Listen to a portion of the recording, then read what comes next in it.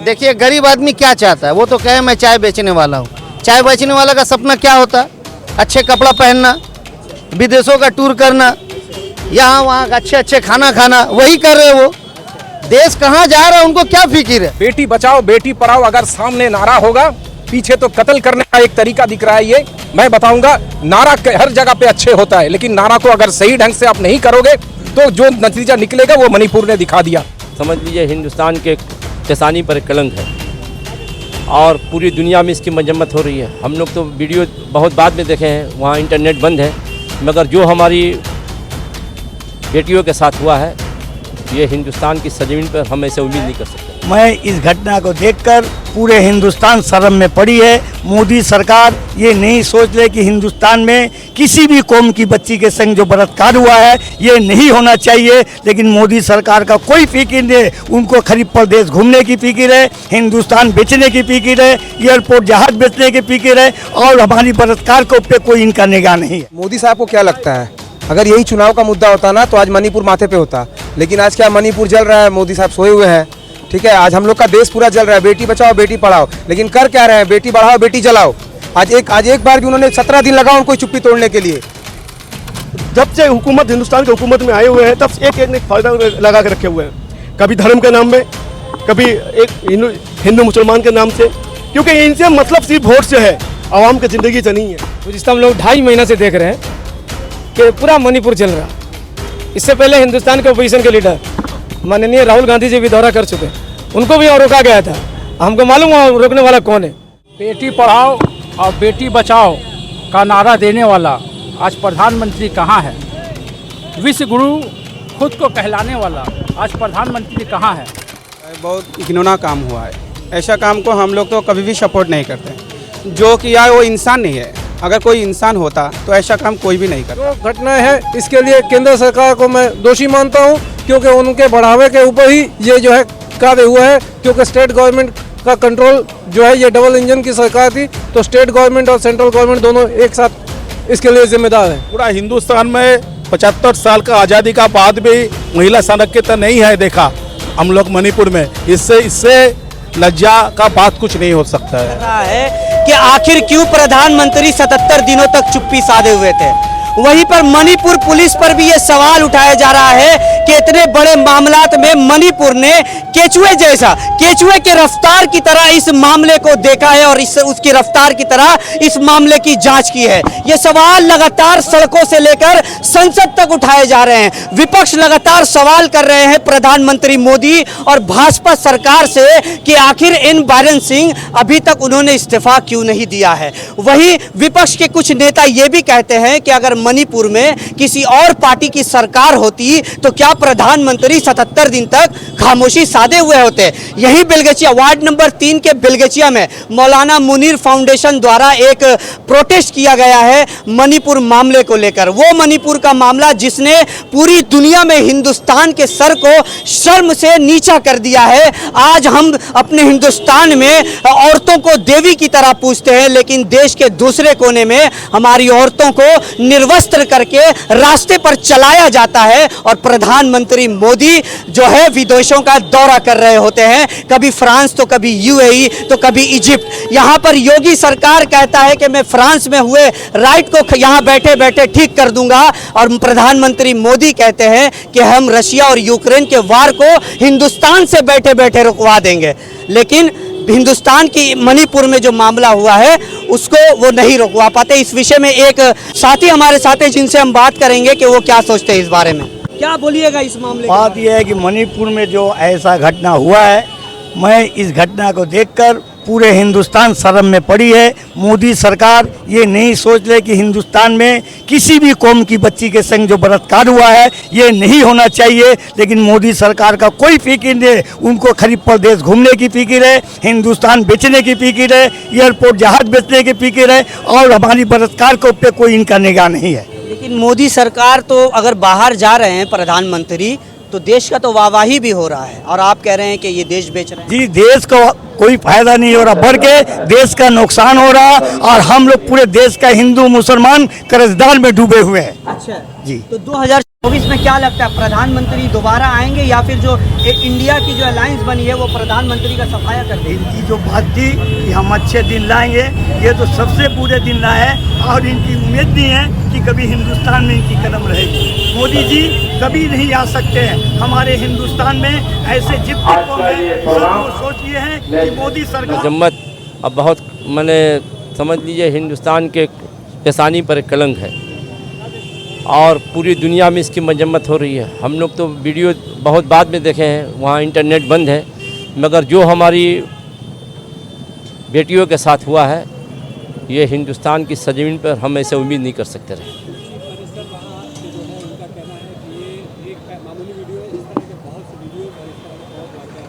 नहीं तो आप जवाब दीजिए पार्लियामेंट में। आप हिंदुस्तान के वज़ीर आज़म हैं, 140 करोड़ के आप वज़ीर आज़म हैं, आप जवाब दीजिए पार्लियामेंट में।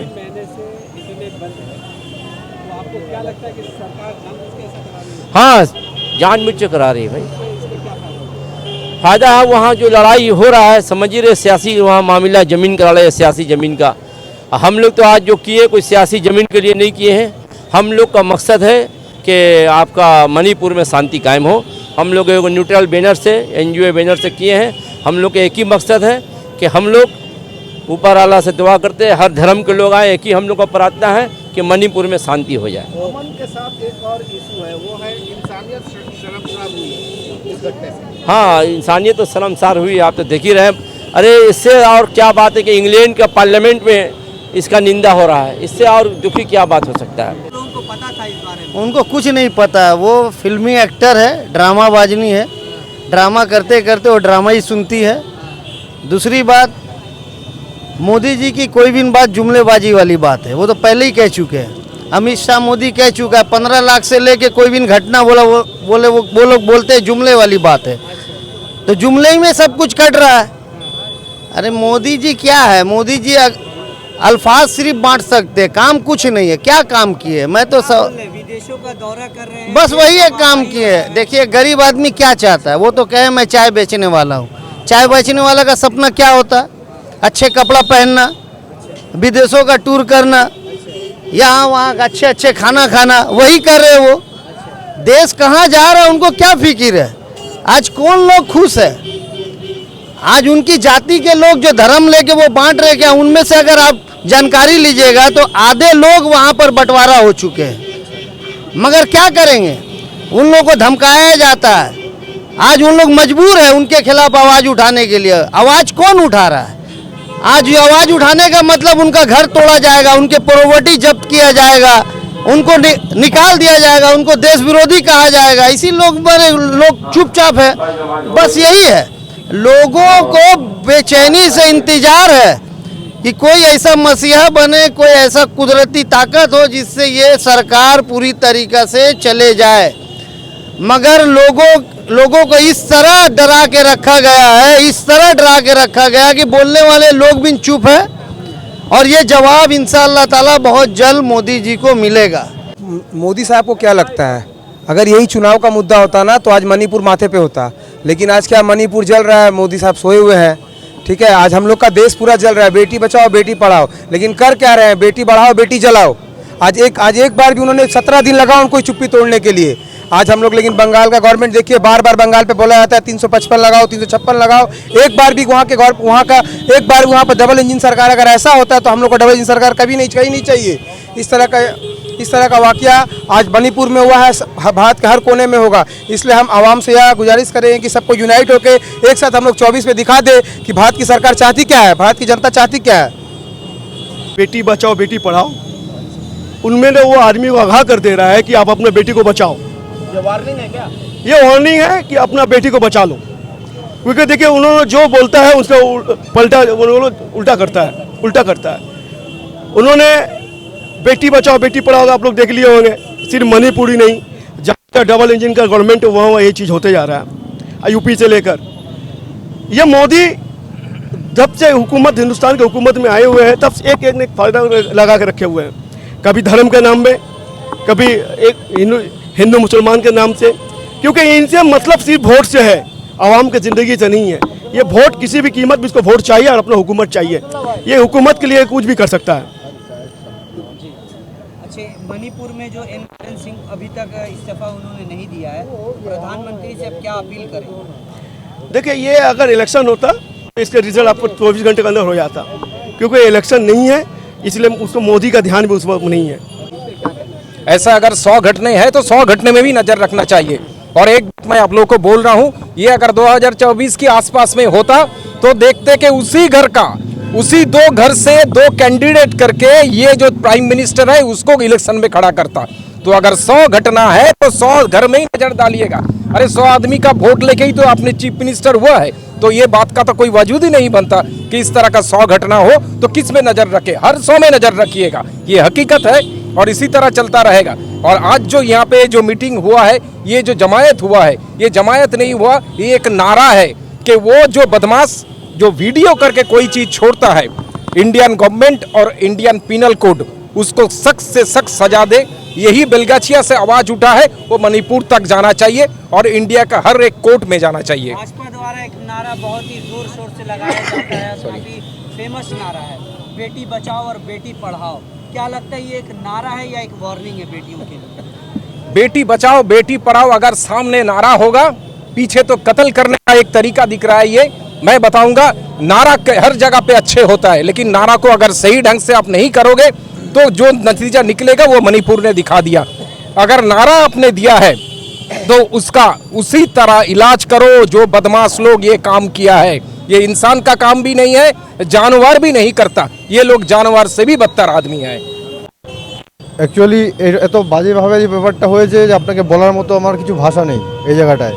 আমি একটা ইন্ডিয়ান হিসেবে খুব লজ্জিত এই ব্যাপারটা নিয়ে। আমি চাইছি যে আমাদের প্রধানমন্ত্রী ব্যাপারটার উপর একটা স্টেপ নিক যেভাবেই হোক, কারণ এটা যদি এখন স্টেপ না নেওয়া হয় ভবিষ্যতে কিছু করা যাবে না, আরও জায়গায় হবে, অনেক জায়গায় হবে। এটাই আমার কাছে বক্তব্য। मामला है गुज़िस्ता हम लोग 2.5 महीना से देख रहे हैं कि पूरा मणिपुर चल रहा। इससे पहले हिंदुस्तान के ओपोजिशन के लीडर माननीय राहुल गांधी जी भी दौरा कर चुके, उनको भी और रोका गया था। हमको मालूम है रोकने वाला कौन है, भाजपा की सरकार है रियासत में, अब मरकज में नरेंद्र मोदी के, जिससे कोई उम्मीद नहीं। अभी हमारे एक भाई नहीं है, इस्लाम भाई ने कहा कि बेटी पढ़ाओ बेटी बचाओ का नारा दिया। आज बेटियां महफूज है, सुरक्षित है पूरे हिंदुस्तान में। अमित शाह बहुत लंबे लंबे बात करते हैं, कहते हैं कि हिंदुस्तान में अब हमारी बेटियां महफूज है, सोने जवाहरात पहन के घूम सकती है, लेकिन एक मामूली कपड़ा पहन के घूमना मुश्किल हो गया। हिंदुस्तान में इस तरह का माहौल पैदा किया जा रहा है। हम इसकी मजम्मत करते हैं सख्त लफ्जों में और सरकार से कार्रवाई का मुतालबा करते हैं कि फौरन मणिपुर गवर्नमेंट बर्खास्त करे और वहाँ अपने माहौल की बहाली को कायम रखे। बेटी पढ़ाओ और बेटी बचाओ का नारा देने वाला आज प्रधानमंत्री कहाँ है? विश्व गुरु खुद को कहलाने वाला आज प्रधानमंत्री कहाँ है? आज पूरा हिंदुस्तान का सर शर्म से नीचा हो गया। मैं प्रधानमंत्री से पूछता हूं कि आप हिंदुस्तान का प्राइम मिनिस्टर हैं, इस मामले में आप क्यों नहीं खुल के बोल रहे हैं? आज हमारा हिंदुस्तान, जिसे हम लोग एकता का एक सबूत देते थे, हिंदू मुसलमान सिख ईसाई, यहाँ औरतों को सीता का जैसा दर्जा दिया जाता था, आज वो कहाँ है? मैं प्रधानमंत्री से सवाल करता हूँ। मैं आप लोगों से यही अपील करता हूँ कि आप लोग इतना ज़ोरदार तहरीक चलाएं कि प्रधानमंत्री की होश उड़ जाए और उसे ये समझ में आ जाए कि औरत की इज्जत क्या होती है। ये काम जो किया है बहुत घिनौना काम हुआ है। ऐसा काम को हम लोग तो कभी भी सपोर्ट नहीं करते। जो किया है वो इंसान नहीं है। अगर कोई इंसान होता तो ऐसा काम कोई भी नहीं करता। इंसान के नाम पर ये दरिंदे है, दरिंदे का काम ही है ऐसा काम करना। कोई ऐसा इंसान, नॉर्मल इंसान ऐसा कोई काम नहीं करता। वो जो दरिंदे होता है उसका काम ही ऐसा काम करना। इसलिए मैं चाहता हूँ हर इंसान अच्छा रहो अपने आप। अगर किसी का माँ हो, किसी का बहन हो तो ये काम नहीं करता ना, तो सब इंसान एक साथ रहो अपने तरह। मेरे ये बात है, जो हर इंसान एक ही रहना चाहिए। जो काम ये वाला जो किया है उसको कड़ी से कड़ी सज़ा मिलना चाहिए। जो दूसरा कोई इंसान ये काम करने के लिए खौफ जाए, जो ऐसा काम अगर हो करेंगे तो हमको सज़ा मिलेगा, ऐसा चाहिए हम लोगों को। देखिए, जो हिंदुस्तान के लिए बड़ी शर्म की बात है, क्योंकि ऐसी घटना जो है हम लोग कभी ये इतने 70 सालों में ऐसी घटना कभी नहीं घटी थी कि किसी भी जो है जाति धर्म को लेकर के किसी औरत के ऊपर में ऐसा जुल्म किया जाए, और ये हमारे लिए शर्म की बात है। और हम ये दावा करते हैं कि वहाँ की सरकार जो है वो इस पर कड़ी कार्रवाई करे, और हमारे सेंट्रल गवर्नमेंट को भी जो है 356, 355 धारा लागू करके वहाँ की सरकार पे कार्रवाई करे। क्योंकि आज देखिए, आज कुछ भी होता है तब यहाँ की अपोजिशन वाले जो है दीदी के ऊपर उंगली उठाते हैं कि बंगाल में ऐसा होता है, बंगाल में 356, 355 होना चाहिए। तो आज 70 दिन बाद जो है मोदी जी खुद मुँह खोल रहे हैं। 70 दिन तक उनको भी ज्ञान नहीं था कि आज मणिपुर में क्या घटना घट रही है।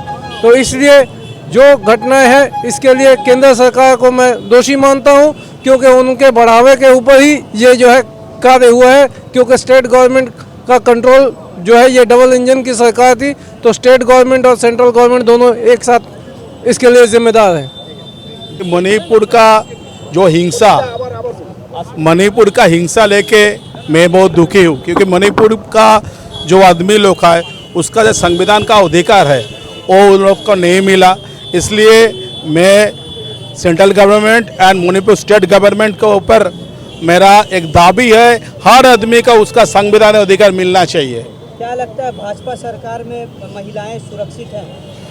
पूरा हिंदुस्तान में 75 साल का आज़ादी का बाद भी महिला संरक्षित नहीं है देखा हम लोग मणिपुर में। इससे लज्जा का बात कुछ नहीं हो सकता है। वहाँ के जो मुख्यमंत्री हैं एन बीरेन सिंह, क्या उनको इस्तीफा दे देना चाहिए था अब तक? मणिपुर का जो जनरल पीपल है उसका संविधान का जो अधिकार है वो अधिकार नहीं मिलता। इसलिए मैं मानता है उधर 355 एंड 356 का बारे में सोचना चाहिए सेंट्रल गवर्नमेंट को।